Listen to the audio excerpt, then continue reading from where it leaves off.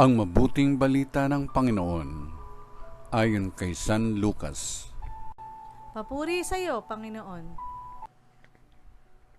Noong panahong iyon, inanyayahan si Jesus ng isa sa mga Pariseyo upang makasalo niya.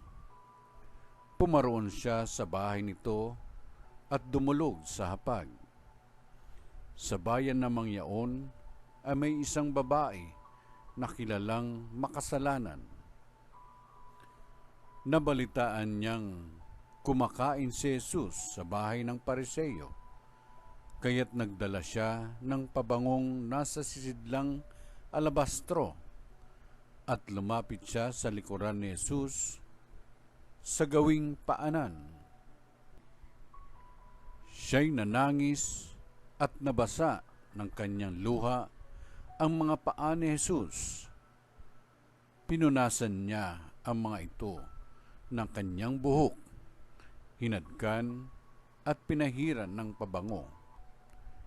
Nang makita ito ng Pariseyong nag-anyaya kay Jesus, nasabi nito sa sarili, kung talagang propeta ang taong ito, alam niya kung sino at kung anong uri ng babae ang umihipo sa kanya, isang makasalanan. Bilang tugon sa iniisip ni Simon, sinabi ni Jesus, Simon, may sasabihin ako sa iyo. Sumagot siya, ano po yun, Guro? Sinabi ni Jesus, may 2 taong nanghiram sa isang nagpapautang.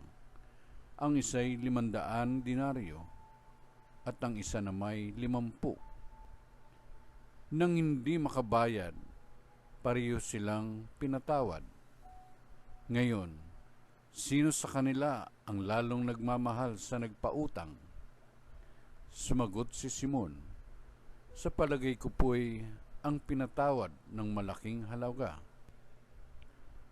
Tama ang sagot mo, ang tugon ni Jesus. Nilingon niya ang babae at sinabi kay Simon, nakikita mo ba ang babaeng ito? Pumasok ako sa iyong bahay at hindi mo man lamang ako binigyan ng tubig para sa aking mga paa. Ngunit binasan niya ng luha ang aking mga paa at pinunasan ng kanyang buhok. Hindi mo ako hinadkan. Ngunit siya, mula nang pumasok siya ay hindi tumigil sa paghalik sa aking mga paa. Hindi mo pinahiran ng langis ang aking ulo, subalit pinahiran niya ng pabango ang aking mga paa. Kaya't sinasabi ko sa iyo, ang malaking pagmamahal na ipinamalas niya ang nagpapatunay na ipinatawad na ang marami niyang kasalanan. Ngunit ang pinatawad ng kaunti ay kaunti lang ang pagmamahal na ipinamamalas. Saka sinabi sa babae, ipinatawad na ang iyong mga kasalanan, at ang kanyang mga kasalo sa pagkain ay nagsimulang magtanong sa sarili, sino ba itong pati pagpapatawad sa kasalanan ay pinangangahasan?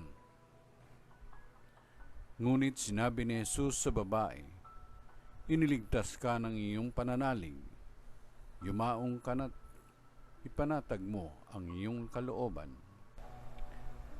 Ang mabuting balita ng Panginoon. Pinupuri ka namin, Panginoong Jesucristo.